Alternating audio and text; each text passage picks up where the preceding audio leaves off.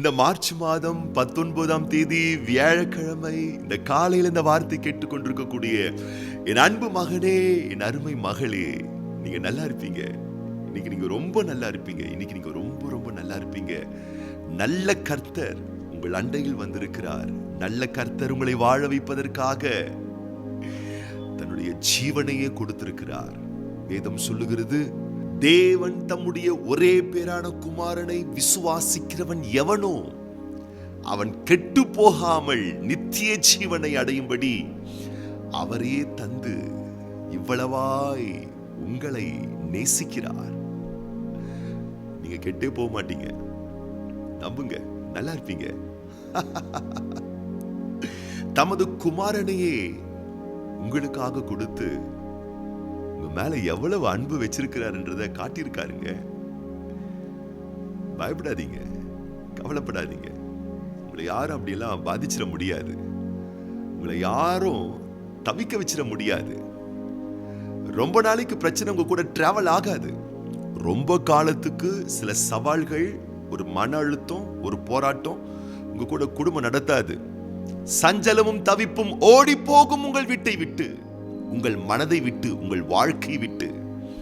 அவர் தம்முடைய சொந்த குமாரனையே உங்களுக்காக கொடுத்ததினால் மீட்பின் ஆசீர்வாதம் உங்கள் மேலும், உங்கள் பிள்ளைகள் மேலும், உங்கள் வீட்டிலும் இருக்கின்றதுனால நித்திய மகிழ்ச்சியும் சந்தோஷமும் சமாதானமும் நீங்கள் அடைவீர்கள். ஆகவே தான் உறுதியிட்டு சொல்லுகின்றேன், இந்த மார்ச் மாதம் 19ஆம் தேதி வியாழக்கிழமை நீங்க நல்லா இருப்பீங்க. நீங்க நல்லா இருப்பீங்க.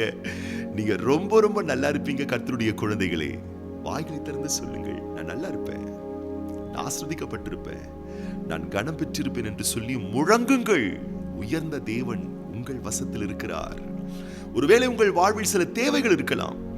எனக்கு சில காசு தேவை, கொஞ்சம் பணம் தேவை, கொஞ்சம் கடன் சிக்கல்கள்லாம் நிறைய இருக்கு, அதெல்லாம் கொஞ்சம் அடைக்கணும், வீட்டில் சில பொருள்லாம் வாங்கி போடணும் அப்படின்னு சொல்லிட்டு மெட்டீரியல் சார்ந்த விஷயத்துல, பொருட்கள் சார்ந்த விஷயத்துல பல தேவைகள் உங்களுக்கு இருக்குமேயானால், ஒருவேளை அது உங்களுக்கு சலிப்பை ஏற்படுத்துமேயானால், ஒன்றை மட்டும் நல்லா புரிஞ்சுக்கோங்க, நல்லா புரிஞ்சுக்கோங்க.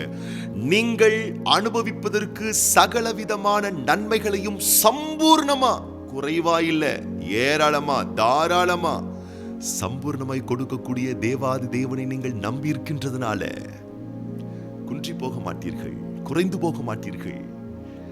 அல்ல அல்ல குறையாத செல்வ திரட்சிகளையும் பண பெருக்கங்களையும் செல்வ வளமுள்ள வாழ்வுகளையும் படைத்த தேவன் உங்களுக்கு தந்து வாழ வைக்க அவர் வல்லலாய் இருக்கிறார். என் அன்பு குழந்தைகளே, நம்புங்கள், நம்புங்கள், நம்புங்கள். ஆகவே கர்த்தர் பட்சத்தில் இருங்கள். எனக்கு பொருள் வேணும், பொருள் வேணும், பொருள் வேணும்னு சொல்லிட்டு பொருள் பக்கம் போயிடாதீங்க. அருள் வேண்டும் என்று ஆண்டவர் பக்கத்தில் இருங்கள். பொருள் எல்லாம் உங்களை தேடி வரும் என்பதை தயவு செய்து மறந்து விடாதிருங்கள். பாருங்களேன், சில உதாரணத்தை நான் உங்களுக்கு சொல்றேன், கொஞ்சம் நீங்க கவனமா கேளுங்களேன். இப்போ வேத புஸ்தகத்துல ஆபிரகாமை குறித்து சொல்லி வைக்கப்பட்டிருக்கிறது. நல்லா கவனிங்க. இந்த ஆபிரகாமுக்கு இருந்த செல்வ திரட்சி இருக்கு பாருங்க, செல்வ வளம். அவன் வாழ்ந்த அந்த பூமியை தாங்கலையாம். அவ்வளவு செழிப்பான வாழ்க்கை, அவ்வளவு பொருள் வளம், அவ்வளவு செல்வ திரட்சி.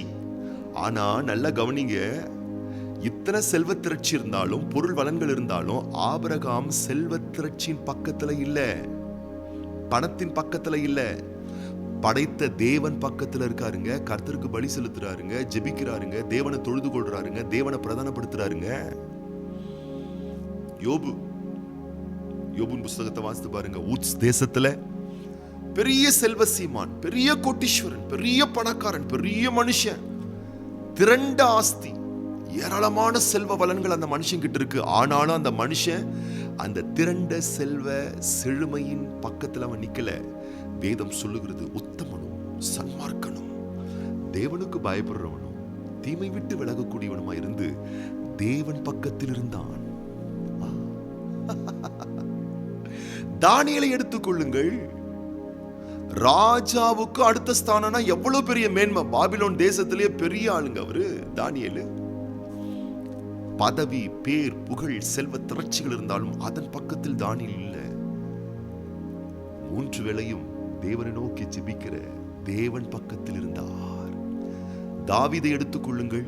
எவ்வளவு பெரிய கோட்டீஸ்வரன், எவ்வளவு பெரிய மில்லியன். இன்னைக்கு சொல்றாங்க அவர் கிட்ட இருந்ததான செல்வ திரட்சிகள், தாவீது கிட்ட இருந்த செல்வ திரட்சிகள், ஆலயத்தை கட்டுவதற்கு, அரண்மனை கட்டுவதற்கு அவர் சவதரித்ததான செல்வங்கள், வெள்ளி பொண்ணு வைடூரியங்கள், பெரிய பெரிய வெளியேற பெற்ற பொருட்கள்லாம் கணக்கிட்டு பார்த்தா எத்தனையோ மில்லியன் ட்ரில்லியன் கணக்கு சொத்துக்களை வச்சிட்டு இருந்தவருங்க தாவீது. ஆனா வேதம் சொல்லுகிறது அந்த சொத்துக்கள் பக்கத்தில் அவர் இல்ல. அந்தி சந்தி மத்தியான வேளையிலும் தியானம் பண்ணி தேவனை நோக்கி ஜெபிக்கிறவரா அவர் இருந்தாரு. இது மாதிரி நிறைய சொல்லிட்டே போலாங்க. யாக்கோபை பத்தி சொல்லலாம், யோசேப்பை பத்தி சொல்லலாம், பெரிய லிஸ்ட் இருக்குங்க. என்ன சொல்ல வரேன் தெரியுங்களா கர்த்தருடைய பிள்ளைகளை, இவங்க எல்லாருமே பிறக்கும் பொழுது அவங்க துவக்கங்கள் எல்லாம் பெரிய பெரிய சீமான்கள் எல்லாம் எல்லாருமே நம்மள மாதிரி சாதாரணமான ஆர்டினரி பீப்புள் தான். சாதாரணமான எளிமையான ஒரு குடும்பத்துல பிறந்து வளர்க்கப்பட்டவர்கள் தான். தாவீதெல்லாம் ஆடு மேய்க்கக்கூடிய ஒரு சாதாரணமான நிலையிலிருந்து வந்தவர் தான். எல்லாருமே தான்.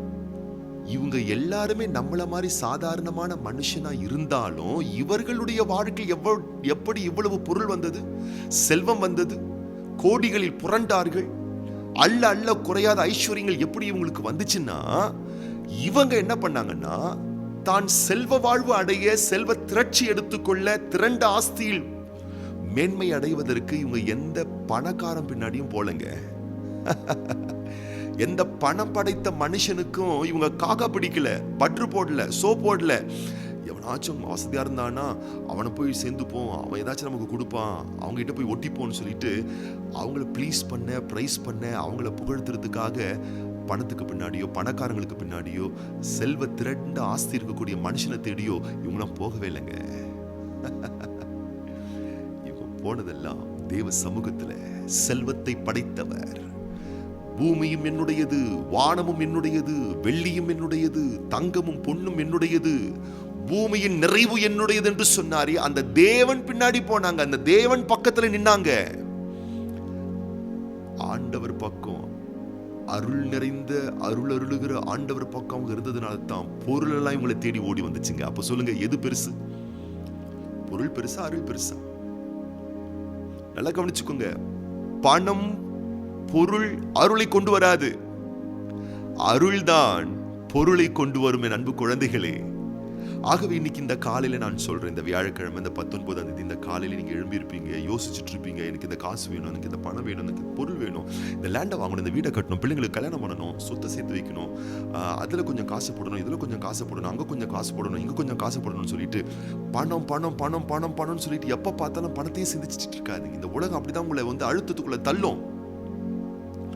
அதையே யோசிச்சு, அதையே சிந்திச்சு, இல்ல இல்ல, வேதம் சொல்லுகிறது சில பேர் பண ஆசை கொண்டு அந்த இச்சையில் விழுந்து தங்கள் வாழ்க்கை சிதைத்து விட்டார்களாம். பணம் நல்லதுங்க, பணம் வேணுங்க, பணம் எல்லாத்துக்கும் உதவும்.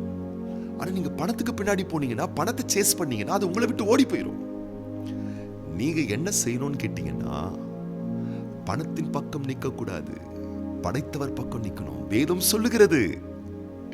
மத்தேயு சுவிசேஷ புஸ்தகம் 6ஆம் அதிகாரம் 31ஆம் வசனம், 32ஆம் வசனம், 33ஆம் வசனம். ஆகையால் எண்ணத்தை உண்போம், எண்ணத்தை குடிப்போம், எண்ணத்தை உடுப்போம் என்று கவலைப்படாதிருங்கள். இவைகளை எல்லாம் அஞ்ஞானிகள் நாடி தேடுகிறார்கள். இவைகள் எல்லாம் உங்களுக்கு வேண்டியவைகள் என்று உங்கள் பரமபிதா அறிந்திருக்கிறார். முதலாவது தேவனுடைய ராஜ்யத்தையும் அவருடைய நீதியையும் தேடுங்கள், அப்பொழுது இவைகள் எல்லாம் உங்களுக்கு கூட கொடுக்கப்படும். கவனித்தீர்களா என் அன்பு குழந்தைகளே? இவைகளெல்லாம் திரண்ட ஆஸ்திகள் எல்லாம், இவைகளெல்லாம் செல்வ திரட்சிகள் எல்லாம், இவைகளெல்லாம் கோடிகள் எல்லாம், இவைகளெல்லாம் பொன்னும் பொருளும், இவைகளெல்லாம் எல்லா விதமான செல்வ வளங்களும் உங்களுக்கு கூட கொடுக்கப்படும்.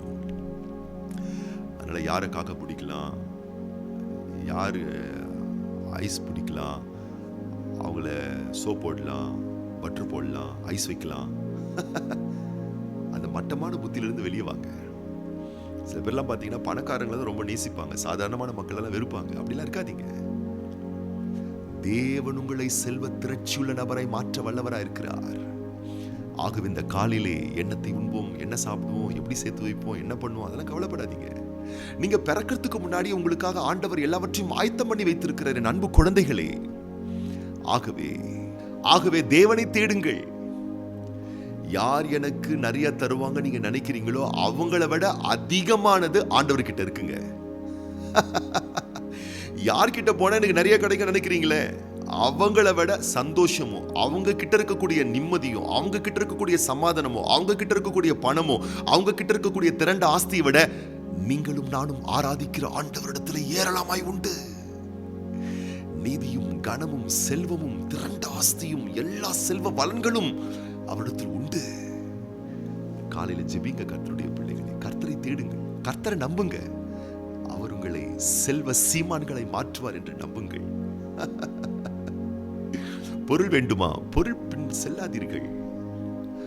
அருள் தரக்கூடிய ஆண்டவருடைய சமூகத்தை நாடுங்கள். ஃபர்ஸ்ட் அவரை வைங்க. வீட்டுல இருந்து வெளியே போறீங்களா, ஒரு ஜெபம் பண்ணிட்டு போங்க. ஒரு காரியத்தை துவக்கிறீங்களா, ஜெபத்தோட துவக்குங்க.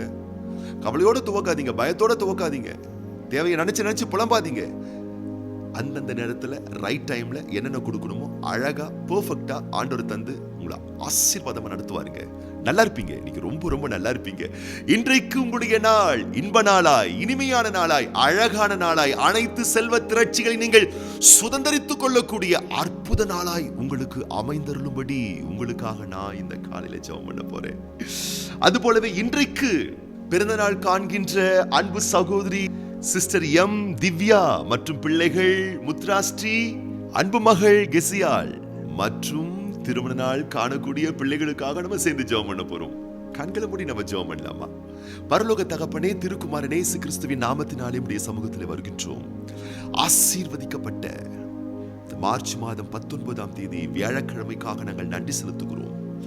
பிள்ளைகள் தங்களுடைய தேவைகளை எண்ணி எண்ணி மன அழுத்தத்துக்குள் செல்லக்கூடாது. ஆண்டவரே, எனக்கு அது இல்லையே, இது இல்லையே, அது வேணுமே, இது வேணுமே, இந்த காசு வேணுமே, இவ்வளவு பணம் வேணுமே, நான் என்ன பண்ணுவேன்னு சொல்லி முடிய பிள்ளைகள் அதையே எண்ணி எண்ணி சங்கடம் அடையக்கூடாதப்பா.